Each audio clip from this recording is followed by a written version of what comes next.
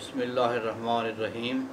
अस्सलामुअलैकुम नाज़रीन, आप देख रहे हैं हमारा यूट्यूब चैनल कदीम तिब्बे यूनानी और मैं हूं आपका मेज़बान हकीम हबीबुल्लाह।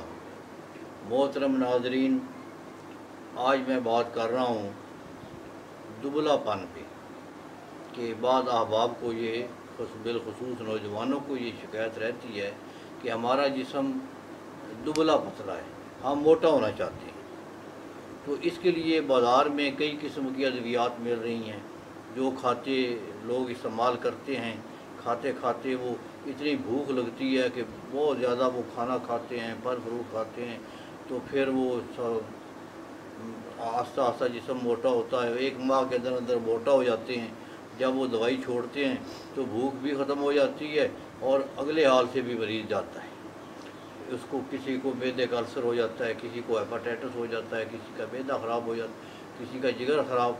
वो मकसद ये कि गर्मी हो जाती, कई उसकी साइड इफ़ेक्ट हो।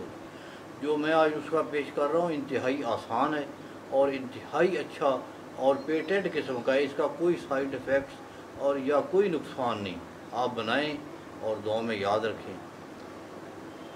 पंसारी के पास चले जाएं, सुर्ख फटकड़ी ले लें। फटकड़ी दो किस्म की होती है, एक सफ़ेद होती है, एक सुर्ख होती है। उससे कहना कि सुर्ख फटकड़ी ले लें, वो सस्ती सी दवाई है। पाइया को ले लें, एक पाव ले लें। तो उसको फ़िलहाल ये इतनी ले लें, बाद में ज़रूरत पड़े फिर ले लेना। ये उसको लाकर तवे पे रख दें।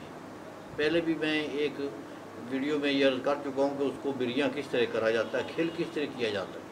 तो उसको तवे पे रख दें, नीचे तेज़ आग जलाएं तो वो पानी हो जाएगी। वैसे वो फिर पानी जो है वो खुश्क हो जाएगा और वो फूल जाएगा और फटकड़ी फूल जाएगी।